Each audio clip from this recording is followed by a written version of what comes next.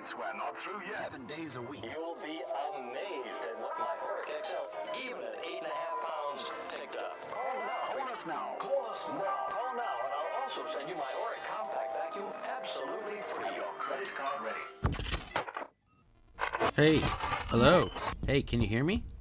Hey, can you hear me? Hello? Hey.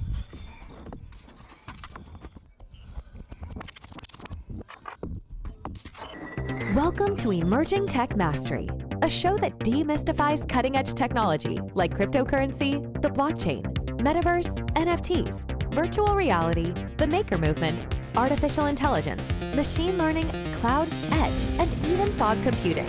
Strap in as we ride into the fourth industrial revolution. Emerging Tech Mastery provides actionable knowledge, regardless of skill level, from experts in the trenches. We piece together this intel in easy-to-consume media formats, processes, and procedures. See you in the future.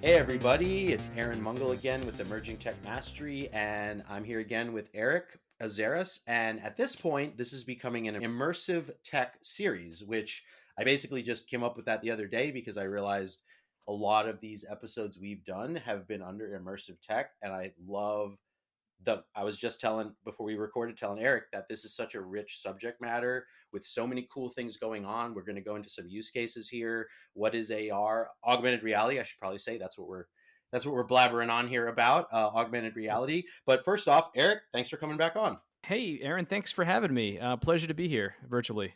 Absolutely. So before we get into what is AR, I know you've already somewhat introduced yourself in the past episodes, but quickly introduce yourself, and then I kind of want to get you to tell us a little bit about how you learn what you learn, because you actually studied so many different disciplines. So yeah, certainly.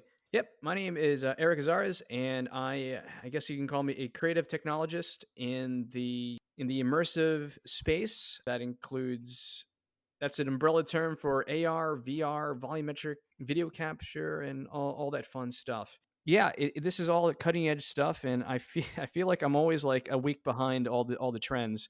So, like you mentioned, continuously learning is definitely key to keeping up with the Joneses, keeping up with all the stuff that moves quickly. I mean, the world's always moving quickly, but more so even with tech.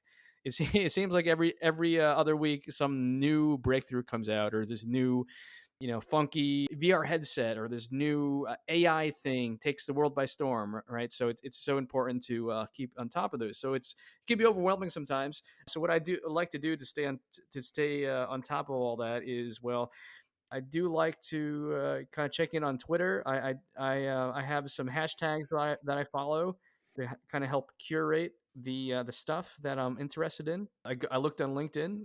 You have to sift through a lot of professional and unprofessional type of stuff on LinkedIn nowadays, but you can get some good stuff in there. It's a good way to stay on top of things. I'm also very hands-on. I do like to get my hands dirty and actually go into Unity or Unreal Engine and actually try to build things out. So YouTube tutorials are key for kind of understanding the tech behind it.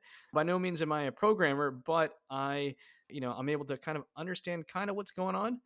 And another thing is I also like to read up on the business part of the industry as well. Yes, it's good to understand the tech and all that fun, exciting stuff, but it's also interesting to see how it kind of fits into, what the industry is looking for, as far as like, how useful can this tech be to solve business problems or user problems, that type of thing. Oh, I might also want to mention that I also have a user experience design background. So, and I'm also currently pursuing a business degree. So I'm trying to get in kind of a holistic point of view. I'm trying to get a lot of different point of views from the business, user, and also the tech side of things. So it's fun stuff. Definitely definitely keeping my brain occupied. It's a bit exhausting sometimes, but it's fun because I love it. So that's another thing is you have to kind of love it, and it's fun to me. I think it's easy to fall in love with this stuff because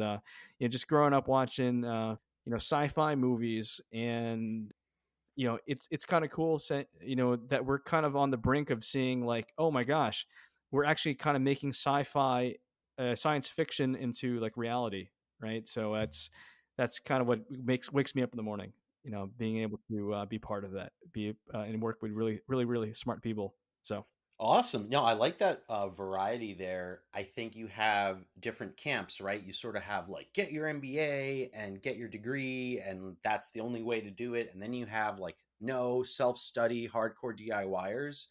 But it mhm. sounds like you're blending the two, right? You're sort of like got your self study, but then you're also working in the sort of traditional education system, which sounds like probably the best of all worlds, right?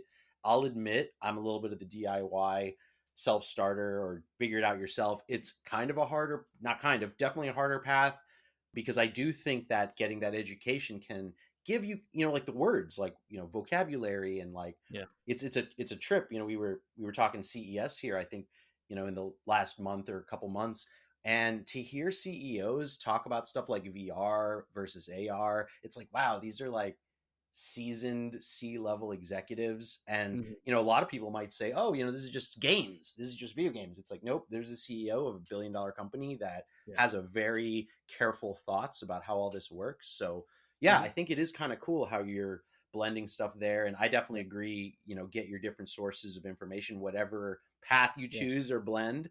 Huge. So yeah, thanks for going into that a bit. We don't always hear, how people got up to speed. Sure. Yeah. No problem. Yeah. And I will say that, yes, definitely not everyone has to go get like an official like degree. But for me, it helps having that structure, having Hmm. like a curriculum to follow. But of course, there are a lot of resources online where that are cheaper or even free alternatives where you can get kind of similar, or if not the same information from online as well. So definitely, that's definitely another route to take. And if you're disciplined enough and you can figure out like how to figure out your learning kind of path, and certainly I mean, there's a lot of I've met a lot of brilliant people that have just learned on the internet or from they learned via random YouTube tutorials, right? So and they're doing just fine. So it's just different strokes for different folks, I guess.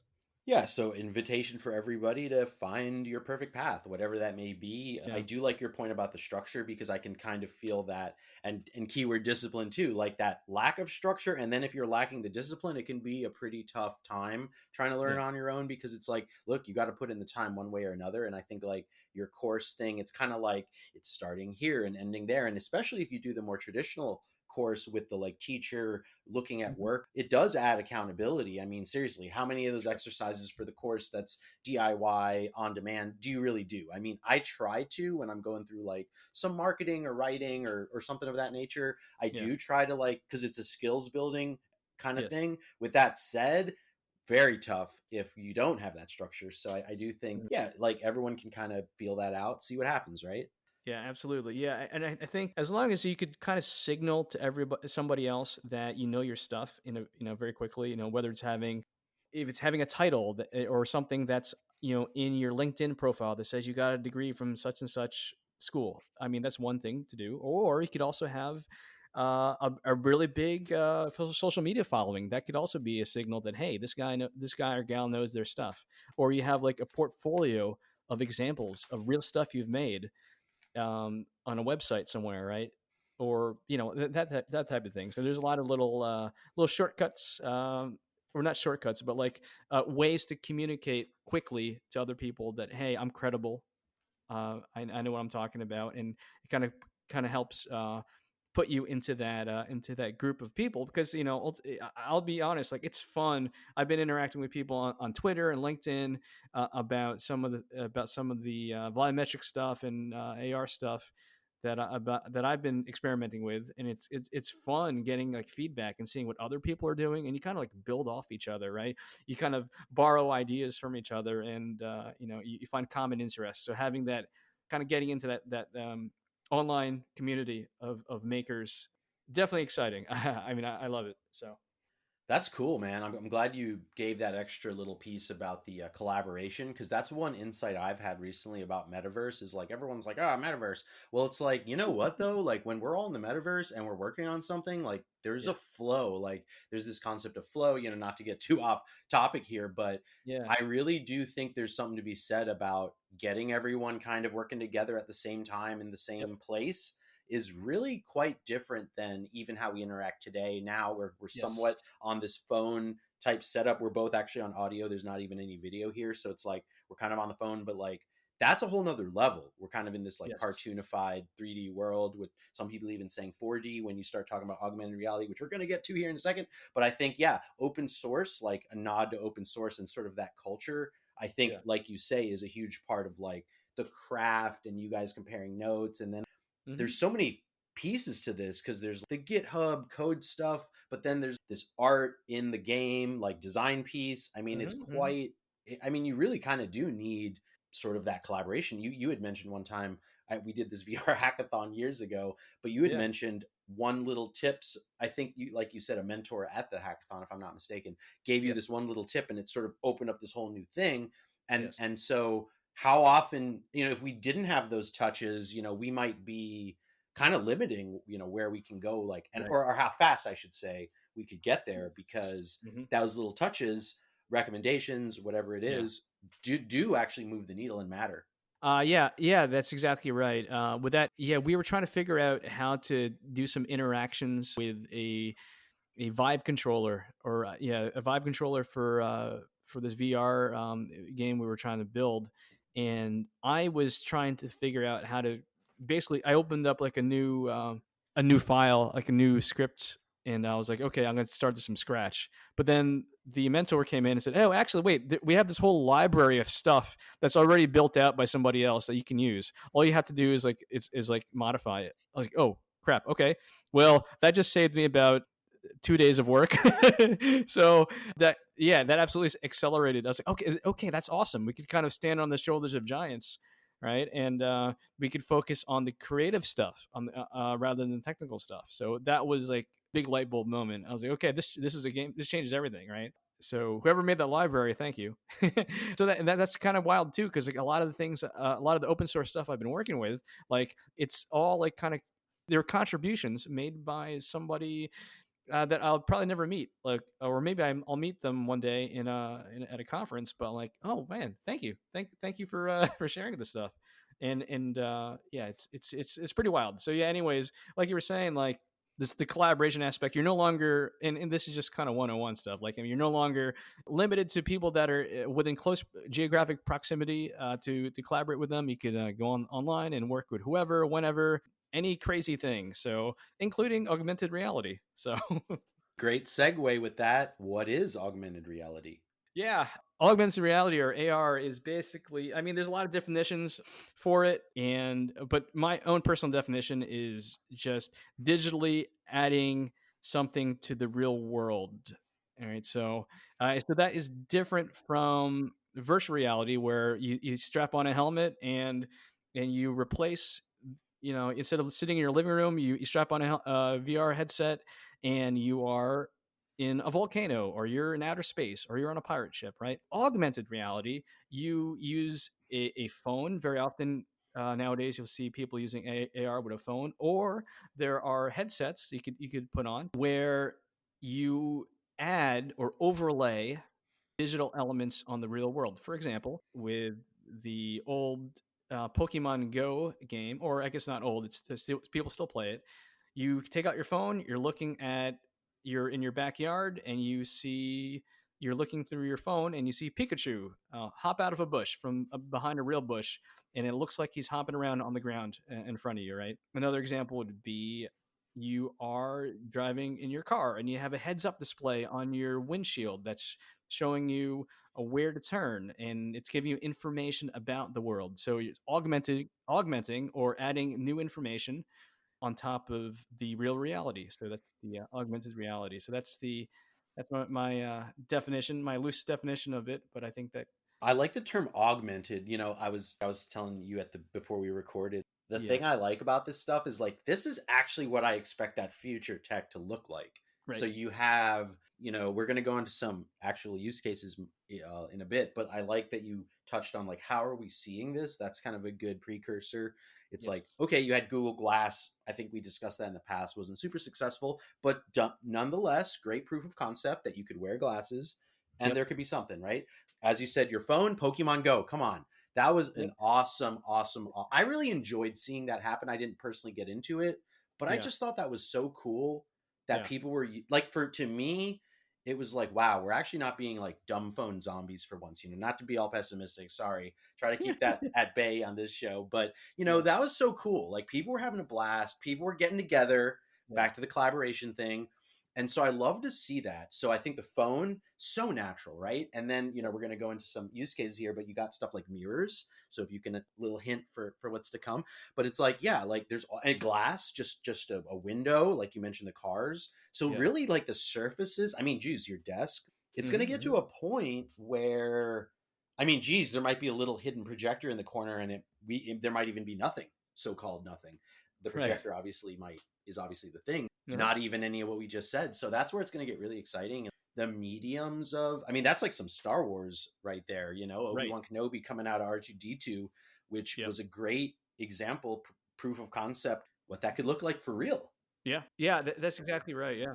We talked about the different realities. So how would you say AR is similar or different from so-called mixed reality or MR or XR? I mean, geez, these terms seem to just keep expanding, right? Yeah, I know, right? Yeah, I guess I'm sure if I was to go on Google right now and look up a definition for mixed reality or I remember like reading, I think I remember reading a Twitter thread about like people like they were arguing or they're having a civil discussion about what the proper terminology is. I still don't know, to be honest, but I believe the intention is to have kind of an umbrella term, extended reality. Is it truly extending I mean, is an overlay really adding anything to the environment, or is it adding enough to be considered a augmented reality? Or sometimes there will be virtual reality games or experiences where it's virtual but then it transitions to augmented reality, because like with the latest headsets, you can do I think you could do something called a pass through, where you could see the living room around you if you activate it, or you could deactivate it, then you're back in virtual reality, right? So you have kind of a mixture of of virtual reality and augmented reality, flipping back and forth, so to speak, right? So yeah, so I think that's what they mean by XR or mixed reality. I think it's just a combination or blend between the two. And it's also, I see a lot of companies that are kind of adopting that term, mixed reality and mixed reality and extended reality, XR and MR. I guess just to say that, hey, we do all the realities. Look at us. Right. Don't exclude us. We don't just do AR, we do VR. And I'm glad you're touching on that, because that's the other thing. Like I was telling you earlier, I remember when people were just doing like, I'm in LA and the video people do video. And so there was 360 video at the time, and there still is, but that was sort of the wave, as we know, of, VR. It really was kind of what everyone was excited about, right? But 360 video, I remember talking to these guys that were doing 360 filming and video and editing and stitching. I'm not sure where that tech is at this point, if that's even still like something they have to do a lot of, but there was a lot of time they had to spend on stitching. As you're pointing out, there was like this fragmentation of everyone in different directions. And frankly, it's like, how do you do this craft? Well, these guys are doing video over here and these guys are doing Vive VR development. And dude, AR was super quiet for a long time. It's almost like AR was kind of this secretive, mysterious, like R, mystery reality. Like, and I mean that almost on a business level. You had Magic Leap kind of known for being pretty secretive about what they're doing. Sure. So I think that, as you're pointing out, the agency developers, whatever those people are calling themselves, as you said, we build a little bit of everything, which, the industry kind of needs, because it's not really it didn't do much good in my recollection to be so separate and fragmented. And I think, as you're pointing out, that coming together is probably, frankly, a good thing. So yeah, and it's kind of hard, like if you have like to put, it's hard to fit all that in your Twitter bio, right? Oh, hi, I do XR, VR, MR, AR, RR. Right. It's just a part of the industry evolution, I suppose, right? I think so. I think so. We mentioned headsets and phones. When it comes to AR, some would even say that, hey, overlaying something on the television could be considered AR, right? So, for example, if you're watching a sporting event, and like if you watch American football, there's this yellow line that overlays on top of the field, right? Or you're watching a baseball game, and they show the strike zone, or they show how fast the ball is traveling, and it looks like it's attached to the ball, right? Or it's not necessarily just phones or headsets or any special additional equipment. It's possible that you've quote unquote experienced AR just watching sports on TV. I just wanted to include that as well, just so just to throw it out there that, hey, actually this AR thing is kind of becoming commonplace, whether we realize it or not. You just made me think of I don't know if it was like Universal Studios or one of those things, but they actually, this was like when I was really young, so upwards of like 20 plus years ago. I remember they actually did a hologram projection of someone on stage, and it was like terrifyingly real. So as you're pointing out, like, what is AR? I mean, a real projection on a stage with no headset. Like I Right. said earlier about there's going to be secret projectors somewhere that are going to like blow our Mhm. minds soon, probably, or if not already. Sure. I should probably look into that. So yeah, no, I like that. I like that sort of nod. Yeah. Hey, the mediums, TV is the medium too. And it's kind of that makes the most sense. It's before phones, right? I mean, is TV kind of not like an augmented reality? Like, imagine if before TV happened and someone came in your room and they're like, what's this screen on your wall? So in Um, a way, in a weird way, TV is like, we're used to it now, but it's a yeah. weird fixture. Like, if you didn't know what TV is, it's like, what the hell is this thing on the wall? It's a moving painting. There you go. I like that. I would say that if we were to go down that route, I would say that TV would be more akin to virtual reality, because you would be replacing what you're not, you're no longer in your living room. You are in outer space, or you're watching somebody in the desert, or you're in a gladiator arena, right? So you're not augmenting, you're not like adding something that's already, it'd be one thing if it's, oh, there the television program is like, oh, there's these little creatures that are in your personal living room, right? So that would augment your current reality, right? But instead, it's replacing your reality, because, like, when you turn your lights off, right, and you dim the lights and you have your surround sound system, kind of transport yourself to a new world. So I would say that would be closer to virtual reality than augmented Okay. reality. I like that. Yeah, no, that makes I sense. will say, okay, one one other thing is, you mentioned projections, right, and projectors. Some, I guess, AR historians, some smart people on the internet, they might even argue that, hey, some of those you mentioned, Universal Studios, that you may, there's this one trick called Pepper's Ghost, which uses a series of, I guess, mirrors or semi-translucent glass to create this illusion that there's somebody there that there isn't, right? So the famous example is in Disneyland or Disney World, there's the Haunted Mansion. They use this trick called Pepper's Ghost, which has been around since the 1800s, believe it or not. They used to use it for like stage magic, right? To create the illusion that there's like a ghost or some type of specter kind of floating there when there wasn't. So in the Haunted Mansion, they use the projectors. So it looks like, hey, there's a ghost dancing on the table. Or I think at the very end of the ride, they do a projection, and it makes it look like there's a ghost sitting next to you in the car, in the little cart, that little buggy that goes around the amusement ride. So that's taking the reality and then augmenting or overlaying ghosts in on the seat next to you, or on the dinner table, or whatever it is. So, oh my god. So yeah, so I guess that's another example of by definition augmented reality. So Wow, that's so cool to think about. That's, yeah, like, how are they doing that, right? And how are they projecting a certain image? So, yeah, man, I feel like we're actually grokking and really expanding what could fall under AR. But in a way, before we had all this fancy tech, there was kind of, like you're saying, And I like that you point out the TV thing. It's kind of like you're in the TV and there's no, your world's kind of gone for a bit. Whereas when I'm like in the audience and like looking on stage and there's a person and then they like disappear. Like I think that's what happened. It was like it might have been like Star Trek. Yeah, I think it was a Star Trek skit of some kind, and the person disappeared, and I was like, "What just happened?" So, like you said, I wonder if they did something of that nature. That's very cool to think about. Yeah. Yeah, I mean, yeah, you mentioned holograms, and you mentioned Star Wars and like Obi-Wan Kenobi and Princess Leia.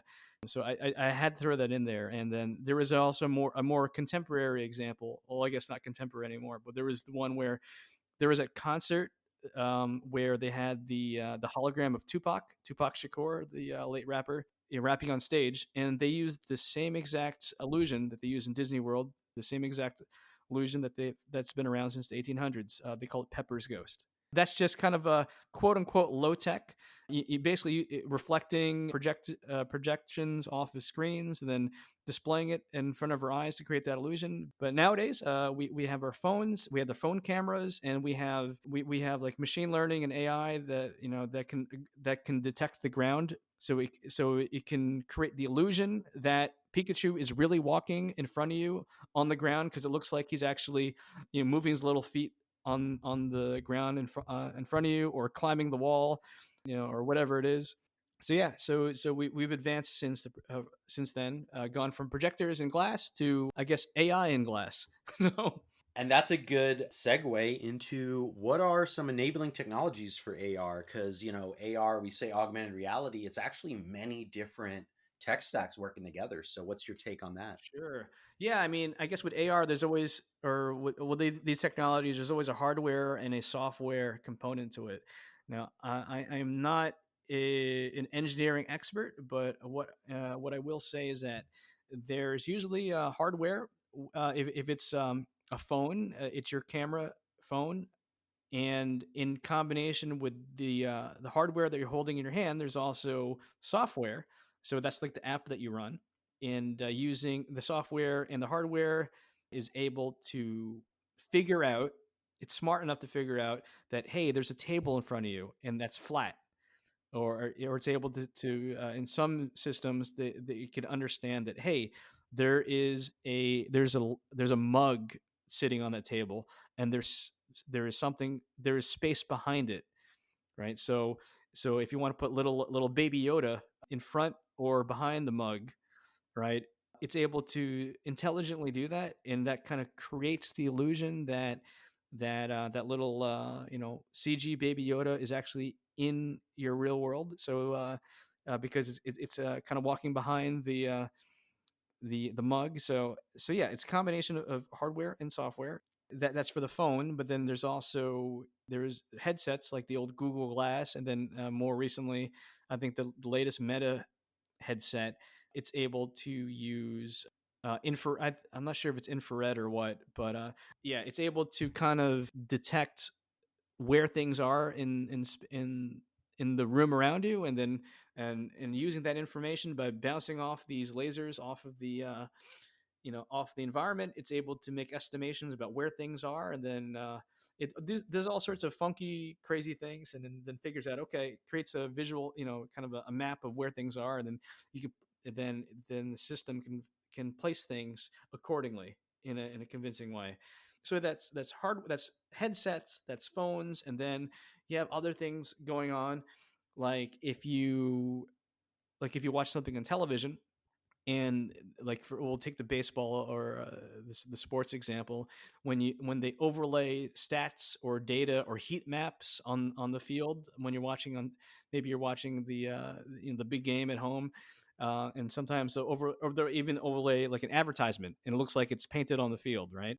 It's using it's using machine learning. It's understanding, okay, if we want to make it convincingly, we want to make the illusion that there's an advertisement sitting on the field, or that there's a yellow line that's painted across the field that gets repainted every play.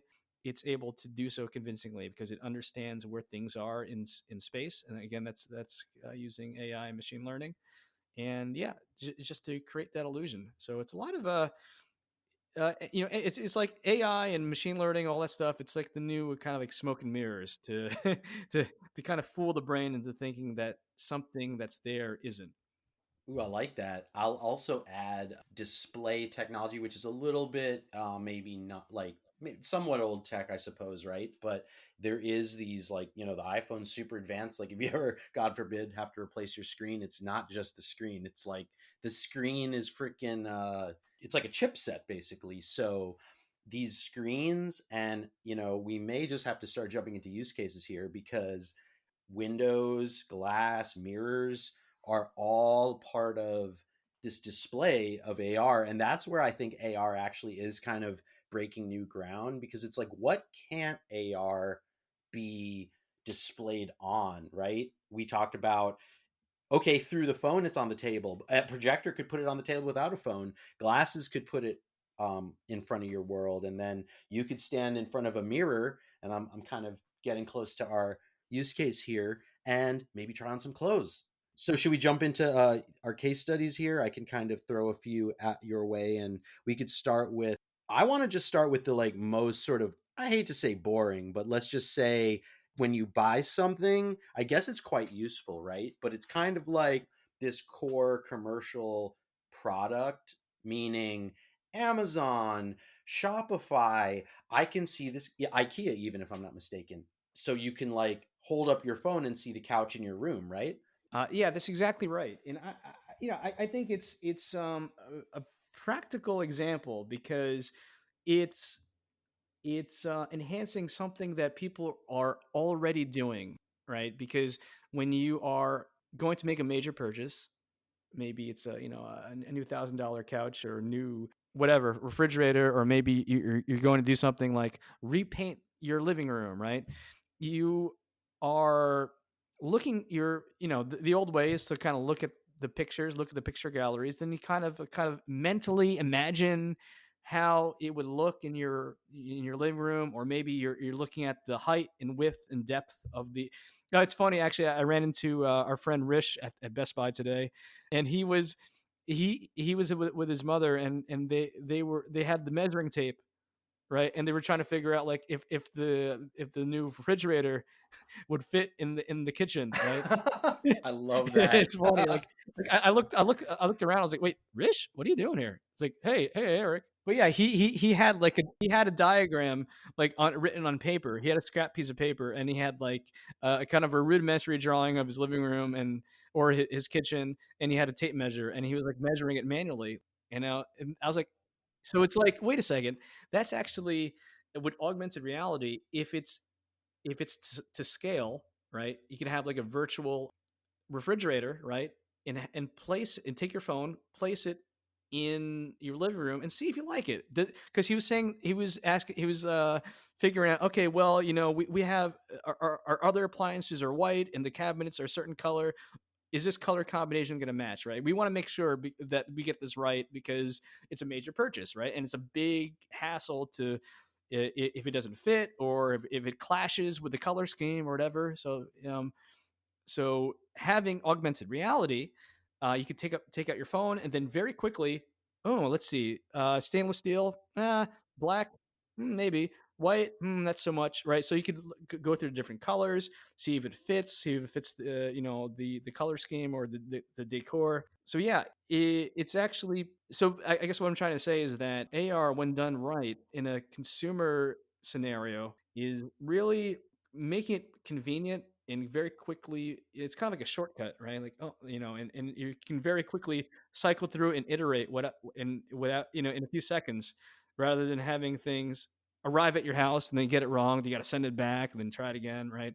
Or you don't have to imagine anymore because you can better visualize it. I have a friend who ordered a sauna, and he had to send it back, and the thing was so huge, and I was just thinking that must cost a fortune for that company to Oh have to return gosh, it. it's on a Yeah. So what you're saying is like it's actually a very practical use case, like right, because insanely you can come practical. to a conclusion sooner than later. I like actually, now that I see the CG version, the virtual version of it, the augmented reality version of it. Maybe it doesn't work as well as I envisioned, or maybe it's a bit too wide, or it turns out, oh, there's actually it sticks out too far, and like the door doesn't close or whatever it is, right? So Yeah, and same thing with with the Lowe's and Home Depot, the ability to repaint your walls without having to repaint your walls first, right? And seeing how it would change the your room. So definitely those seem like, oh, boring examples, but they can actually be pretty useful in my opinion. Well, and what I was gonna kind of make a joke about is like, now you can replace going to Home Depot with your mom or wife or girlfriend or significant other and do it from home. Right, right, and have less arguments, right? Like, That's what and you're right at home already. So like you're actually removing a huge amount of time and the yes, stress yes, and dealing with whoever's already there or not, or the salespeople are not helpful, right? That whole, bickering as you're talking about it. It's like, nope, we're in the kitchen. Here it is. Oh, I love that. It's almost in a way yeah, more positive because you can get yes, to it and you can, as you said, get the result right away. Dude, like that's a lot of effort to go, and you might it have to is. go to multiple stores. The more products that can be put into this Uh-huh. medium, if you will, the better, because it's like Yeah. you're just giving the customer more choices, right? And Yeah. at the end of the Uh-huh. day, like you don't want to make someone get something they don't want or isn't quite the perfect color compared to something else that would have been, Yeah. right? You kind of want, that's like that classic make the customer happy, right? But it's like, Right. actually, this is quite interesting because I like the time savings. So you wonder if like it'll actually speed up purchases, frankly, because you can get to the end result quicker because you don't have to drive to Home Depot and it's winter, for a lot for a lot of people. I mean, it's kind of wintry here now too, but it's super wintry in other places, so it's actually even more annoying. So if they could just Yeah. sit in their warm home and actually like move furniture around and kind of have fun with it, even dare I say that's fun. I don't know. Yeah. No, for sure. Yeah, and I guess kind of put yeah, and I like how we just for a moment put on our business hats. We were talking earlier about like users and the user side of things and the technical side of things, but the business side of things as well. Companies that implement this technology can make the customer happy, and making the customer happy usually equals definitely like the augmented reality for like IKEA or Home Depot, Amazon. But then the other thing you were alluding to earlier was the other thing would be clothes try on, right? Being able to. Oh boy, the smart mirror. I mean, these things are so cool.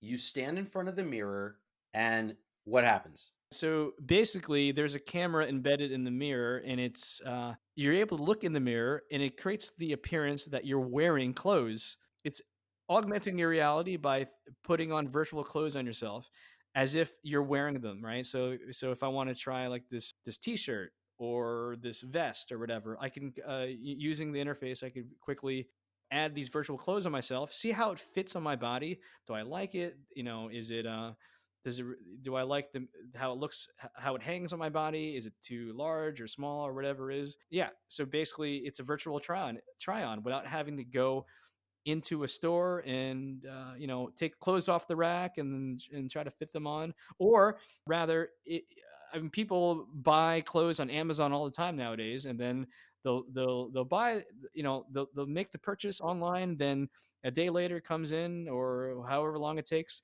and it turns out they don't like it, right? Because the picture doesn't match the actual product, or they think they're not sure if it actually fit them, right? Because a medium size in one brand might be different from a medium size in a different brand, right? And that type of thing. So yeah, you can quickly, basically, you can do like this '80s like fashion montage in the convenience of your own home, without having to. And again, it takes the guesswork out of buying the shirt or pants that you want to purchase. And when you're confident in your purchase, you'll probably make that purchase, and that's good for everybody. Well, the footage I saw, and we'll obviously put this video in the show notes, but it looked like the clothes were at least the, again, digital approximation of reality. I love that terminology, by the way, for augmented reality and other realities. So this digital approximation of clothes on your body actually looks really good from what the video is showing. And so one thing I'm wondering is that reality, that approximated reality, does that actually end the end result of the clothes actually fit? Because I could totally see that being like I'm sure a lot of people are going to say there's no way I'm going to just try them on like that. Maybe that's frankly, maybe this is a pre-step that we couldn't have done before to trying them on. And I'm sure there's those diligent people that are like, nope, I'm going to try them all on. And I mean, maybe that's the right move, but also it would to get the thought in your head. This might make it quicker because you might be like, I don't want to stand in line and deal with the fitting room today. But like when you stand in front of the mirror and you're like, maybe I will. I don't know. I'm just, like you said, business hat on, mapping out the user's journey a little bit. And then back to, again, if it generates more sales or a thought of buying, I'm pretty sure no one's going to be upset as far as the company is concerned about them having that. Yeah, I mean, for sure. Maybe it just reduces the friction, or it just gets them one step closer to buying that product. Right. Another example I want to mention is one that does not require a mirror, and there's a couple companies that do this, but I know like Ray-Ban does it. I think if you want to try on glasses or sunglasses, there's an app you can download, and it's smart enough to kind of stick it on your face, right? So you can see what you want to get these purple glasses or these black rim glasses, right? How will it look on your face? It'll be able to make a digital approximation kind of overlaid in your face, so you can say, okay, you know what, I like this, right? Because there's this whole thing. If you go to the eye doctor or go to the glass store, you want to try them on, you look at it in the mirror and see how it looks, but conveniently you can look on your phone and see how it looks on your face. And then of course the big old purchase button is probably not too far, and if it's on your face, maybe you want to make the purchase right there because you like how it looks. Sure, one day we're going to be in the mall and be like, and maybe others listening as well, and we're going to be like, wow, there it is. So Yeah. be on the lookout for these crazy mirrors. Okay, I got another crazy example, and I don't know how much you know about this one, but I just like how, I don't even know if this almost seems more like a proof of concept, frankly, but this smart eye contact heads up display that it has some kind of like bio chip that like goes in the contact that you wear on your eyes. That one might be a little, so maybe I'll just go into it really quick. Please. Basically, I've not heard of this one. Yeah. No, so basically it's like Iron Man's like setup. I like that you did the movie Q, so we're gonna just use that to make it easier.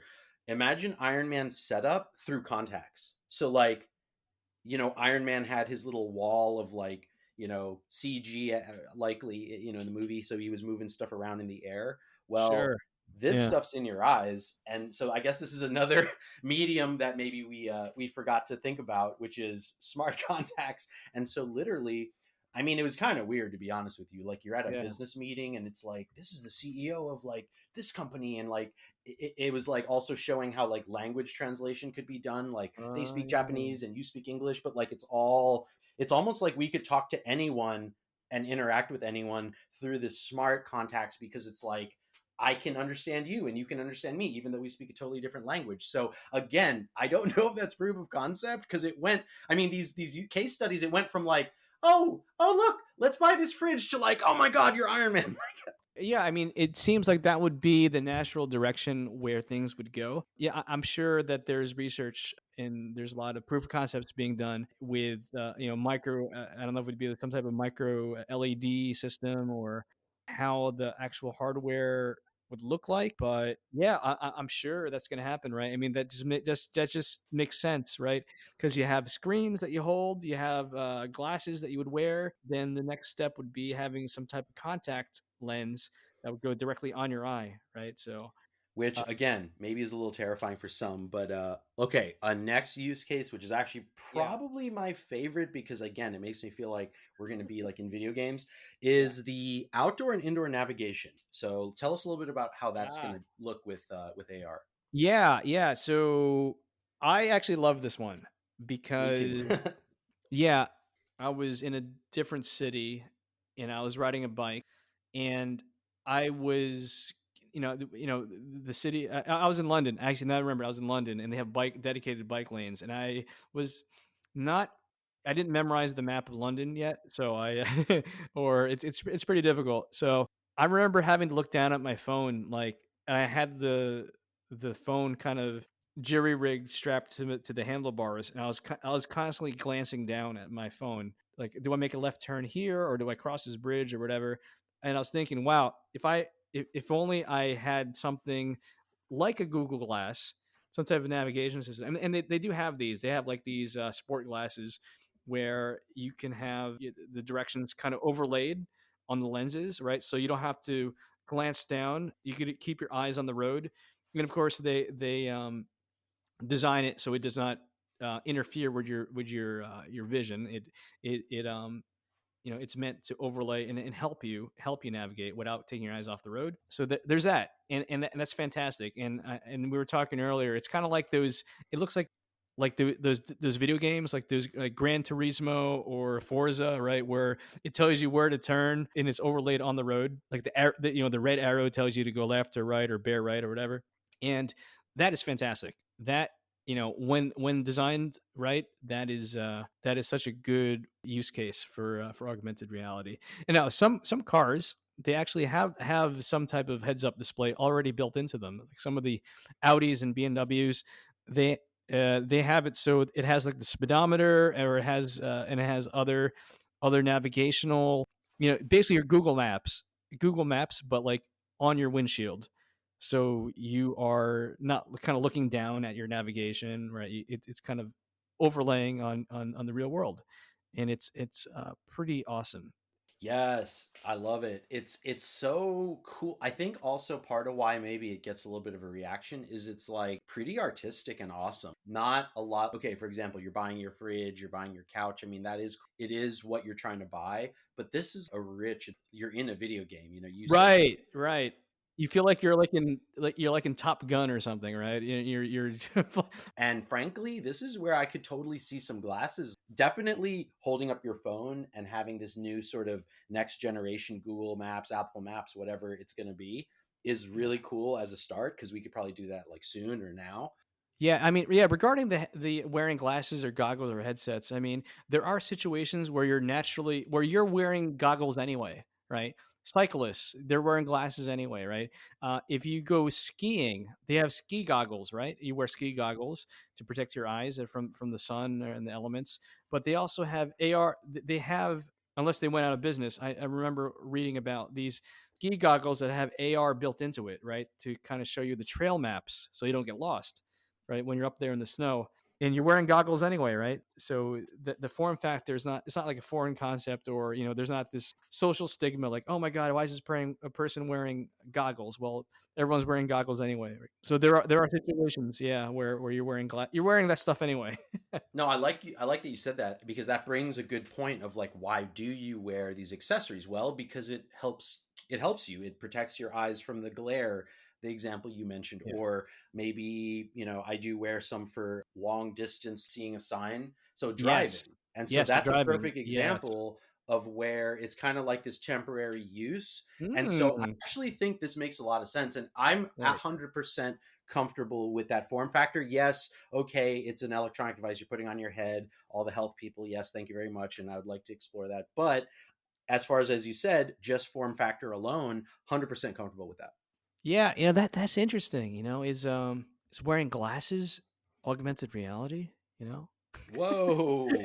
Well, it is altering my sight, and if it's Right. corrective vision, I mean, hey, I Yeah. like it. We are really kicking the doors down on this definition. Right. But no, but I was just thinking about it because, like, you wear the if someone wears the polarized glasses, right, to reduce the glare, or a special like glasses when you're like fishing, or you're on the boat, right, or to better see the water through the water, that type of thing. So and there's like special driving glasses that you wear, so it does enhance or augment, and in this case the augmentation is not like a 3D character, but it's just giving you the ability to see the world around you clear. No, but I think we're bringing up the concept of like analog versus digital, which probably is another topic right there to be broken open. Because I Yeah, have thought a lot about tech. Like when I see cars, I'm like, that's tech. But yeah, it's mechanical engines and yeah, gasoline, or maybe electric. But I do think you're right. Like analog materials, like glasses. I mean, I was thinking about fishermen or farmers, or like people kind of doing these like technical but and somewhat hunters, even technical but somewhat advanced stuff. Certainly if you're climbing Mount Everest, I'm sure you've got some tech, if you will, even if it's pretty analog. So that's an interesting point, and I don't think we're going too far, but Yeah. yeah, maybe we got to be careful here before we have like we're going to fall into a whole nother world here through this podcast of analog, which we may have Yeah. already just done, and that's fine. That's But fine. let me bring another use case that I think is like actually going to be really awesome, Okay, cool. Let's hear it.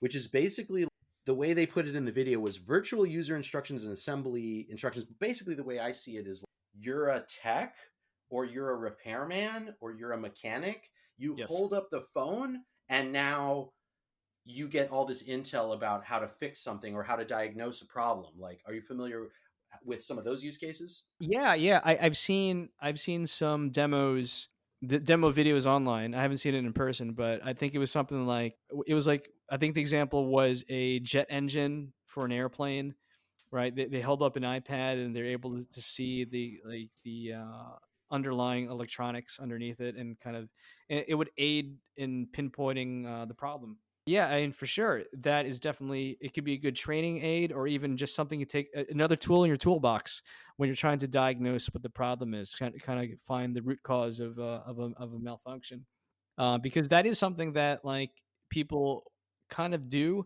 right? Maybe they'll check a manual, maybe there's an instruction manual, or they're thinking back to their training, or they're trying to troubleshoot something. So having that screen kind of enhance, kind of engineer vision or something, whatever vision, repairman vision, repair person vision, and being able to kind of get to the solution faster than you normally would. Yeah, absolutely. What example did you see? They were, I believe it was like a mechanic. In fact, I mean, I feel like these kind of blend together, but there was it was kind of a separate example with like surgery, which I would argue is Oh, kind of okay. a part of. I mean, again, these topics are kind of where do you draw the line, but I would argue the healthcare example was also a part of this too, because it's doing sort of this virtual surgery. So there's like this training side. There's like, as you said, the actual repairing of something, and like you think about all the complexity, and if you could get better visibility through this stuff, and like you said about the manual, like basically this is going to become an industry tool, frankly, because Mhm. like you said about manual, okay, like Honda prints the manual for every car. Well, now they're going to have to print basically an AR manual or like an AR. Right. Really, it's going to be almost like a program. Like it really goes off the rails, like you said earlier about all the tech that's involved.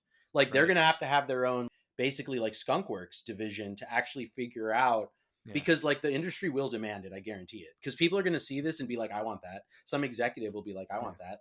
Sure. Shoot, I want that. I'm going Yeah, to I start know. fixing stuff I have no business fixing, right? Yeah, I mean, if it works as advertised, then yeah, that would definitely everybody would want it. Like, why would you do it the old way? If you had this tool in front of you, right? This smart tool that would diagnose things, in real time, if it works as advertised, that is. And I mean, the term augmented, back to that for a second. Well, this actually is going to make people better, kind of, right? That one really, really good mechanic can maybe even do more. So maybe it'll be you've got this sort of like senior, mechanic, and they could even have their underlings that are like not as smart but are learning. There's still going to be humans involved, but that's why I think it's interesting to kind of think about the augmented term, because I think everyone has this fear of humans being replaced. But the cool thing about augmented reality is, by definition, it's adding onto not only us, but our world, like we've been discussing this whole time. So I'd actually say Yeah. augmented reality is quite pro-human, frankly. It's giving us additional information about the world around us that we may or may not have knowledge of, right? So it's definitely another tool. It's kind of like adding like a different layer of information in front of your eyes. Yeah, so I don't know why this came to my mind, but like night vision goggles, right? Like that's a Oh, super advanced piece of tech there, probably right. Yeah. probably definitely from the military. And you think about that, it's like, okay, I can see at night, I can see people or life forms that are Hmm. warm-blooded, I suppose, right? Sure. And so I'm thinking of Predator the movie, in case anyone's wondering. So Right. had to say it. No, the Predator. Yeah, the heat vision, right?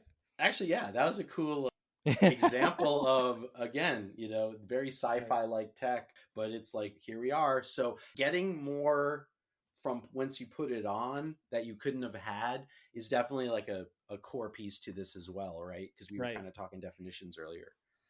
Yeah, exactly. I think that's exactly right. Yeah, so it's pretty exciting stuff in my opinion. I think we like covered a ton of ground, but was there Yeah. anything on your mind we didn't talk about that you wanted to mention? Not really. I think we did a pretty thorough job, but I think we are going to see a lot of this stuff.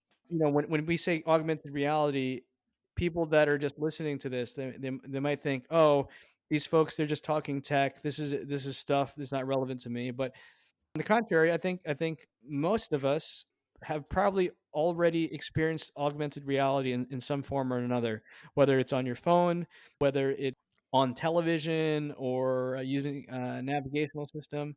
We're going to see more and more of it, and it's kind of snuck up and creeped on us without us realizing it. And I think not in a bad way. I think it's good because when these technologies are kind of invisible or it becomes a natural part of what we're doing every day, then I think it has succeeded. Right? If it's something that we use and without thinking or without any friction, it's something that's enhancing what we're already doing, then it is a victory. And I think that's a good step in the right direction. So yeah, looking forward to all the crazy things that will be happening the rest of the year in 2023. Yeah, no, I appreciate thoughts and stories about just sort of all the different sort of precursors and everything for Yeah, this. So, and I think we're going to definitely have to come back to this. Like I said, this is basically becoming an yeah, emerging tech series.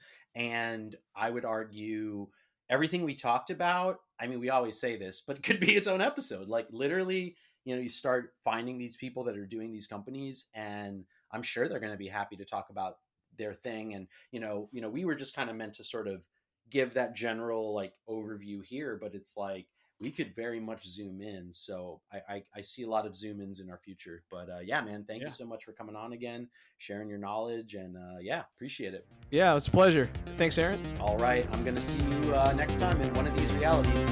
All right, see you there.